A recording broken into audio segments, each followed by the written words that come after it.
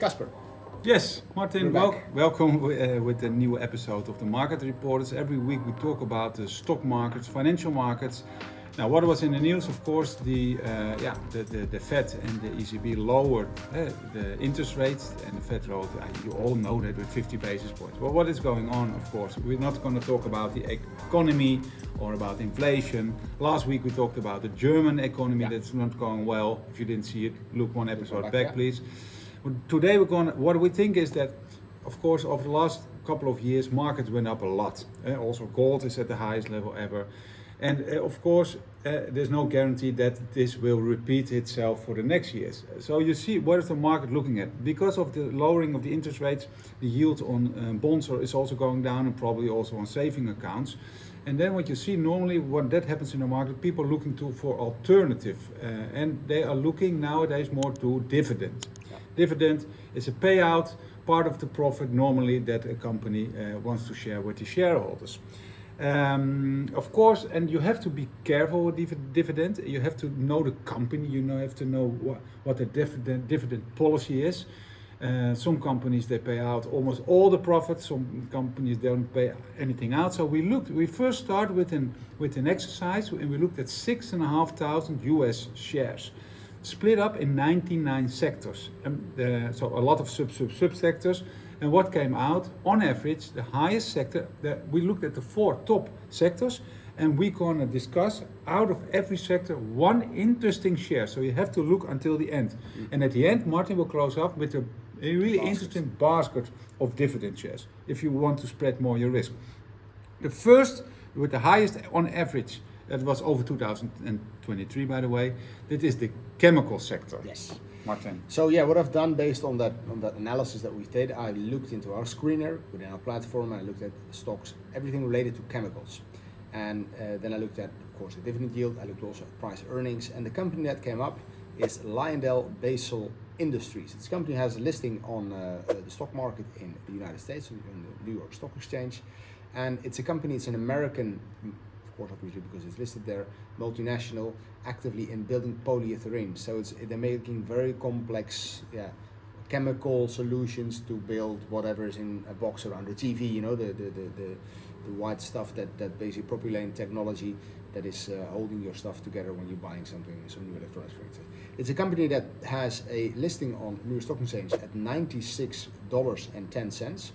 The average earnings per share at the moment is $7, so that means that you're paying 13 times the earnings, which if you're looking at an S&P, which is trading at this moment around 26, you can see there's a discount. And you see that also when we talked about when the market was correcting beginning of August, you see a little bit of a shift then into stocks that have not grown so much, also the consumer staples.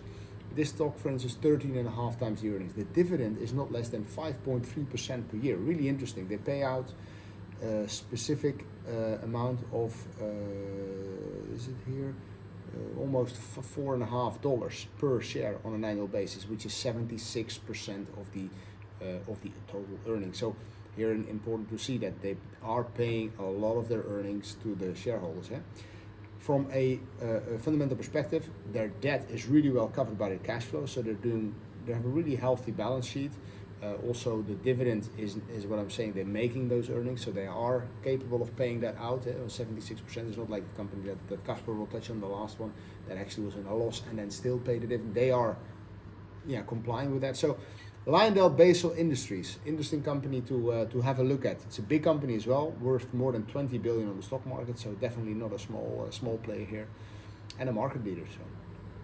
Second one is the real estate sector, and I think a lot of investors know that, of course, they pay out. That's also why you normally have a real estate share in your portfolio, mainly because of the dividend, I think.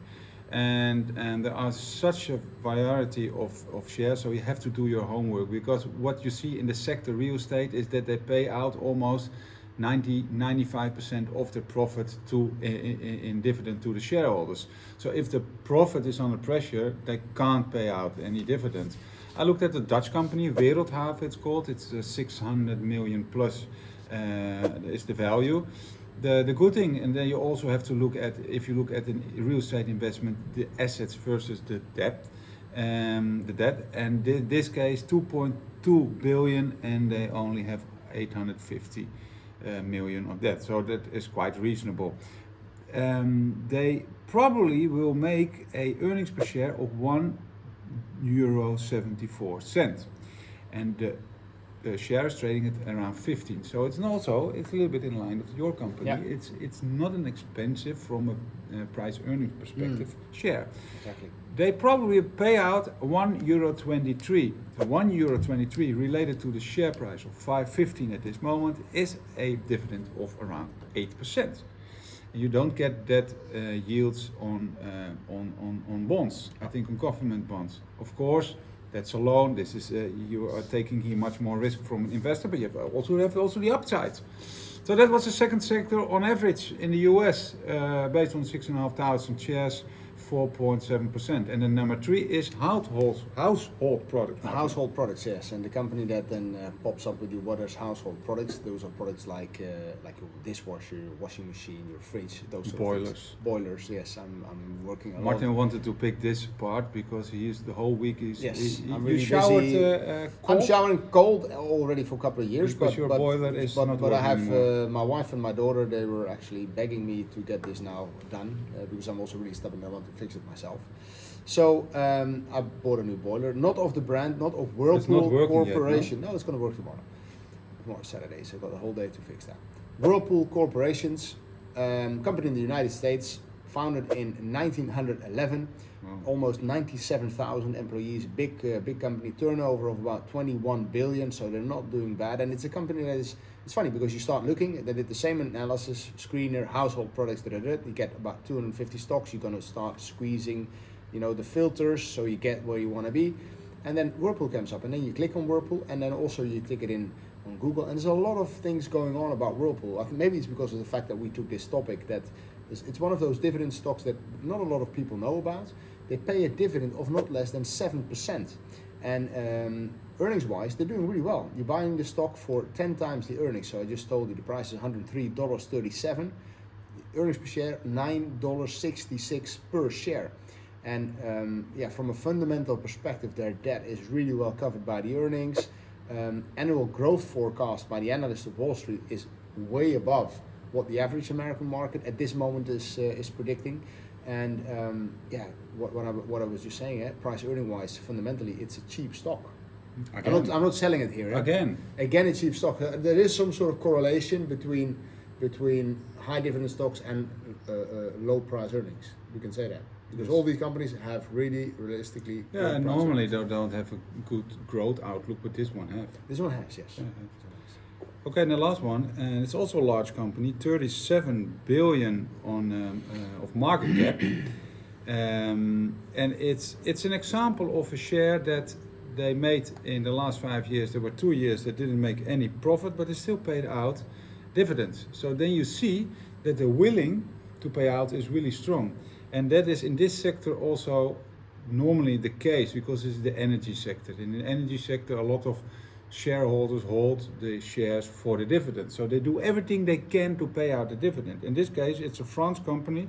It's Engie. They are active in electricity, natural gas and energy services, mainly gas. And they're really large. Now what I said, 37 billion market cap. And they are trading of around 16 euros. The earnings per share this year probably is 2. So you see it. Yeah? Price earnings is really interesting, and a dividend of 1.37 euros, and it makes even a dividend percentage of 8.5%. So I think this is. And what I also want to say is you also have to look at the company, but also how the share is trading over the last period, because it can be that the share price is going down, and then you look at the share price, you divide the share price with the dividend per share, and then you think, oh wow, this is really cheap. So in this case, if you look at Engie, the share price didn't do anything for this year. No. So you can't say it's strong, it's not strong, but the dividend percentage is. No, it's a stock that is really solid, and the other stocks also, they're not extremely volatile, and that's a nice thing, I think, also for people that just want to have a more tranquil portfolio. A basket. Yes, if you don't want to buy individual stocks and you find it too difficult, too tricky, too risky, you could also look at buying an ETF. And I did again the same procedure, went into the screener, started looking for ETFs that you could buy in Europe, because we're making this for Europeans. Also people from the United States don't feel offended, but you can't buy certain stuff and we can't buy stuff that you are selling. So in this case, I came up with the Wisdom Tree US Quality Dividend Growth UCITS ETF. And it's an ETF obviously from Wisdom Tree. The performance on an annual basis, so from year to date, is 17%. On the rolling year, you're making almost 22%, and looking at a period of 3 years, 46%. And you're buying US companies that have been paying dividend over a longer period of time, or they have increased it. So constant dividend, also called the aristocrats. They have, a good, decent dividend payout.